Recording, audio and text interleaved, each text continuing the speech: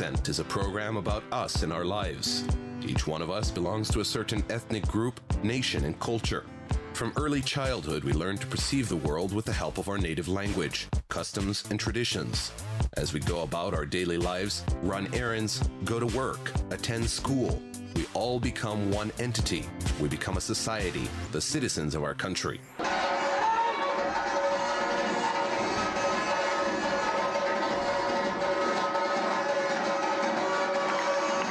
Hello, ladies and gentlemen. Harun Agatsarsky, the historian, used to say, Lezginka is an identity of any Caucasian.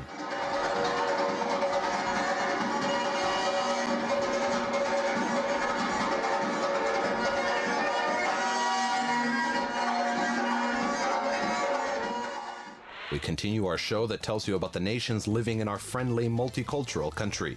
Today we will talk about a nation that has a long and uneasy history. And what people usually say about this nation is that they are Caucasians. They are warm-blooded, they are natural fighters, they love Lezginka and mountains. As you probably understand now, today we're talking about the Ingush nation. Only the man who is much respected by his own folk and respected by the people of other nations can speak in the name of his nation. The history of the Ingush nation is told by Sultan Ozdоев, who is a representative of this ethnicity in the Republic. The history of the Ingush nation is traced back to the 3rd and 4th centuries. Especially the written evidence found in Pliny, Strabo, as well as in the Armenian historical sources.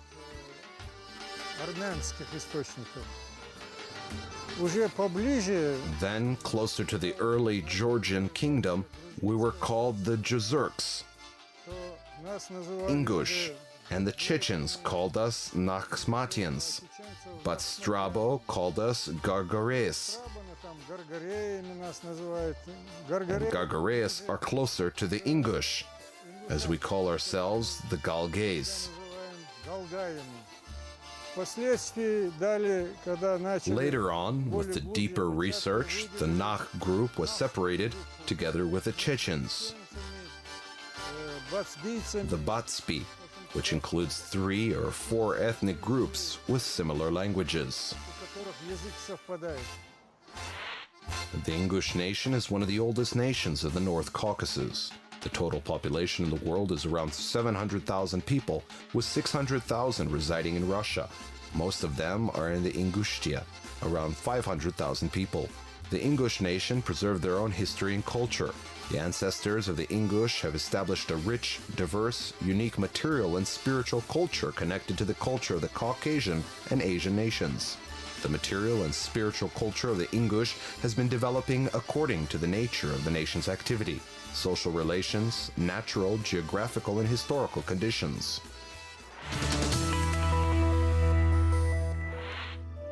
The tragedy of the Ingush nation can be dated as of February 23, 1944, when the Ingustia population was almost completely relocated to the lands of northern Kazakhstan. They faced the cold and hunger, but survived because of the help of the local Kazakhs. My mother and father told us that without any documents, no bread, nothing, they were taken in the middle of the night to the train wagons. They did not understand what was going on. When they reached northern Kazakhstan, they found shelter with one Kazakh family. And maybe because of the cold or what, I don't know, but we got sick with lymphadenitis. And the old man who gave us shelter came inside. He saw what was going on and gave my father a horse and a wagon and told him to take us to the hospital in the town. When we were on the way to the hospital, the wagon was shaking so hard, the lymph nodes broke through, and I got back to life. So we survived thanks to that old man. That's how the Kazakhstan families gave life to many people. Language is kind of a mirror of a nation. As was told by A.I. Kuprin, language is the nation's history. Perhaps this is why the Ingush nation cherished their native Ingush language. A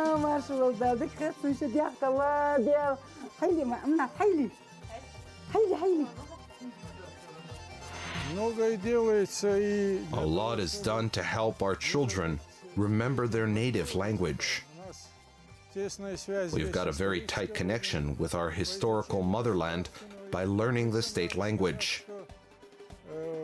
And it should be mentioned that the language teachers get paid by the government. For us, the Ingush, within the family, we speak English. It's kind of an obligation. Because it's our native language. Most of the English people know Kazakh, Russian, and their own native language. The English language is not similar to other languages. The only similar language is Chechen. We understand each other and can talk, although in different languages, but we still understand each other.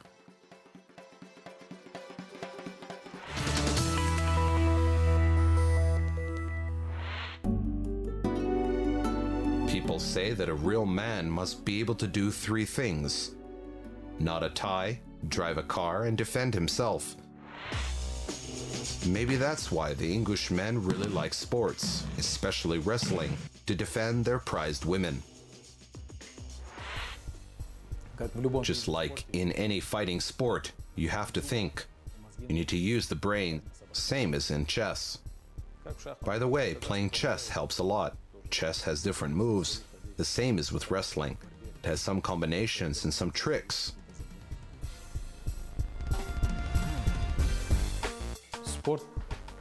Sport makes young people strong and good looking. But we also try to put some culture, some education in the young people, because when you meet the people who have done sports and you see their behavior, it is a great pleasure. Of course, it's a pleasure because when we were young athletes some years ago, we worked hard for our country, republic, and nowadays, as coaches, we are trying to make a contribution, even into the young people that we train today. Even if they won't become great athletes, they can still be healthy.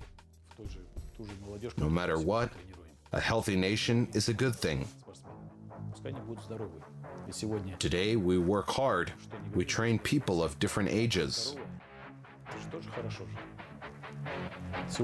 both small and big, and we try to have them spend less time on the streets, but more time in the gym.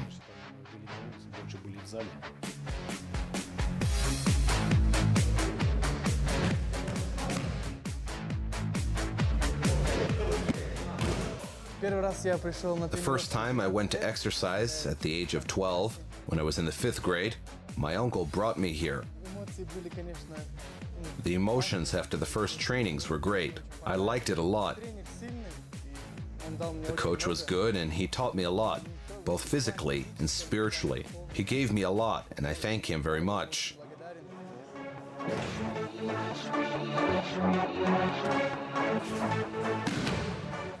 The training is over and now I invite you to my home. The table is served there for you.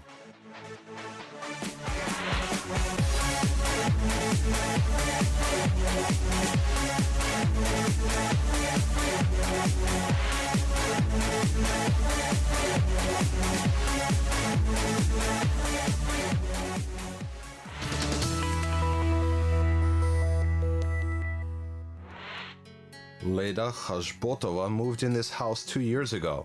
Everyone knows that when you move to a new place, you're not just buying a new house, but you also find new friends among the neighbors. My neighbors are good people, and I like them a lot, and they like me.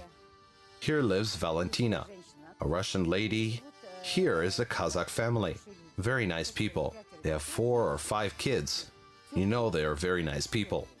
The first time I came to them, we were having tea, and some little girl came in and she came up to me and said, "Who are you?" And I said, "I'm Grandma." "Ah," and she started giving me hugs, kisses, as if I was her family member. Leila and I became friends since she bought this house 2 years ago. She's very friendly, a good host, a good friend. She will never leave you if you're in trouble. All the time she would call and ask how the things are, and even asking if I had lunch or not. Very hospitable, a very good person. She is so kind. It's hard to find another one like her. It's a great pleasure to be her neighbor. All the neighbors that I have right now where I live, I always speak only Kazakh to them. They like me and respect me. My friends belong to different nationalities. I mean, most of them are Kazakhs, Chechen friends, Turkish. But what's most important is that they are friends.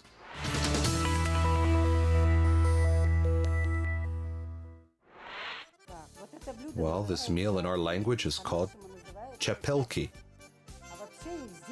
But here in Almaty, people call them kichkin. And you make them like this.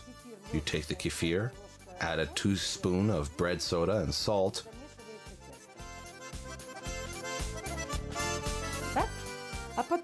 According to personal preference, and then you make the dough. Then you let the dough rest for 15 minutes.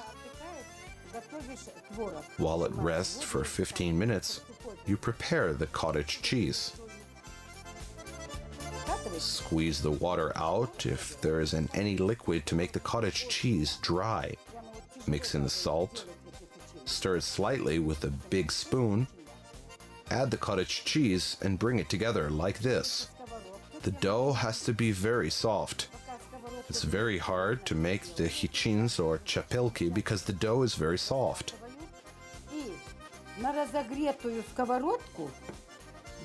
Then you heat up the pan, and while it's heating up, I make the hichina chapelki.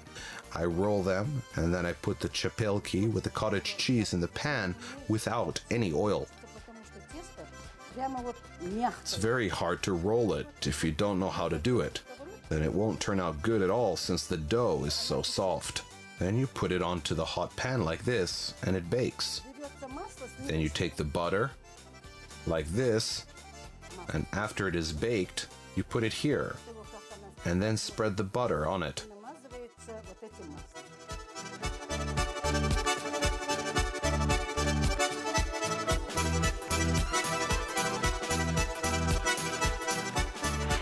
The meal in Ingush is called shu.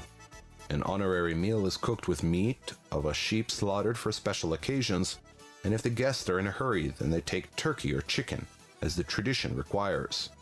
The meat is served in large pieces added with potatoes and herbs. For dessert and tea, they cook and serve homemade halava, sweet pilaf with rice and raisins, plums and apricot halves, various sweet pastries, pies, pastry straws, zokash, and other different traditional meals. The Ingush traditional cuisine uses little hot spices. It is mild, soft, and natural. A special etiquette is followed during the meals based on the principles of the Ingush traditions.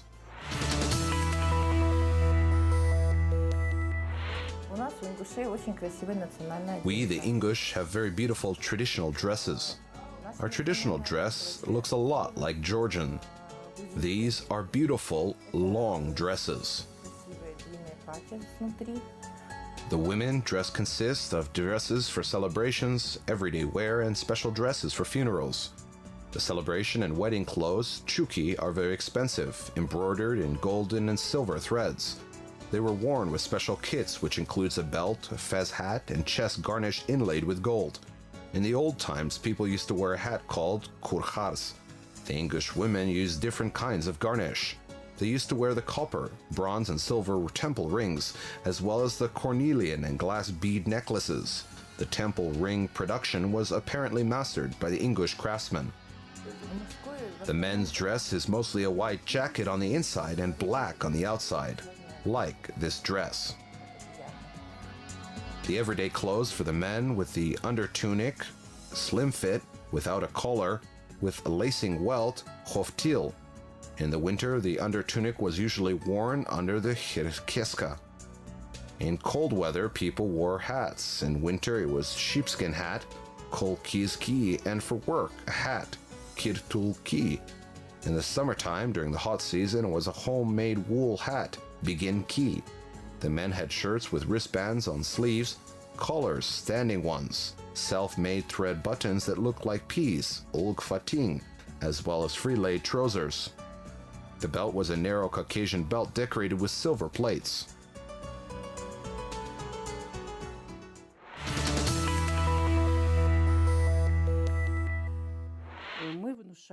Of course, we teach our traditions and our culture to the children. At the weddings, for instance, lezginka is very popular.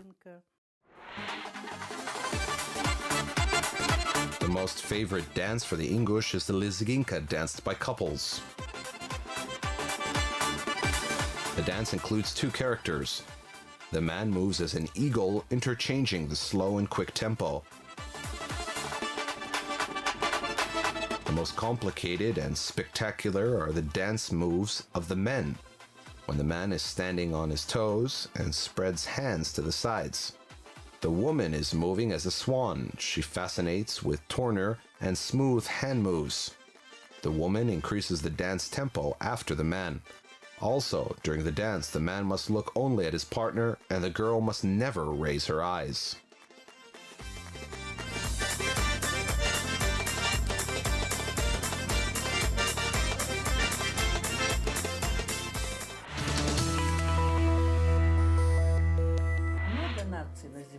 There are many nations on earth, but our nation is the only one where the son-in-law never meets his mother-in-law.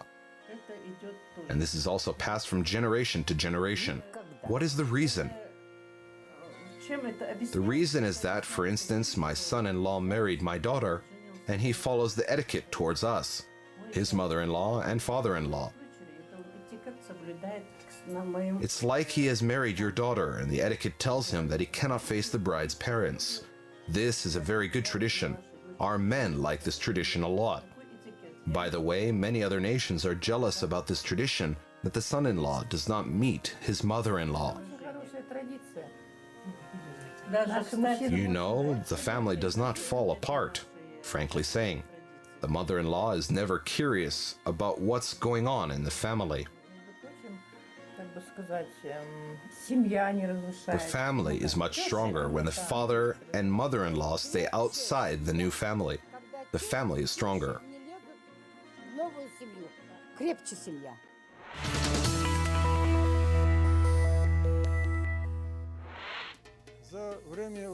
Over the past 70 years after the deportation, few generations had grown up, and some people call it their second motherland. I consider it to be my first motherland, since they took our historical motherland and we were born here and raised, and we grew up here, and I consider it to be my first motherland. Of course, I would never change Kazakhstan for any other country. You can say that we were raised in these traditions. We grew up in Kazakh traditions. All our friends, neighbors, and you can say our family members are Kazakhs. Many people got married to Kazakhs, and we're very friendly to each other and live a good life. There is no difference for us whether you're Kazakh here and Ingush there, no difference at all. We live together in a good way. I can't imagine myself in some other country. To move away and live somewhere, I can't imagine that. And I told my children that after I die, they should bury me in Almaty, in Kazakhstan. Do not take me anywhere. Only here, where I was born, where I grew up, where my children live, my close family with people that I love. Whether it is Kazakh, Tatar, Ingush, and Chechen, no difference for me. I love them, and I want to live near them. Kazakhstan is a big word for me. Kazakhstan is my motherland. I was born here, and I learned the Kazakh language. Kazakhstan is my homeland. A big role in the community life of the Ingush plays the tradition of hospitality and friendliness. So we see that despite the difference, we still have a lot in common. We understand each other very well. We're looking forward to visit each other, and every time we are glad to see each other. We have spent a wonderful day with the Ingush representatives and in an amazingly warm atmosphere, in a house of a nice old lady, a wonderful person, the oldest person in the family, a true daughter of her nation, a true citizen of our country, and at the same time, an ordinary Ingush woman, Leila Hozbotova. Goodbye, and see you next time on our show, The Accent.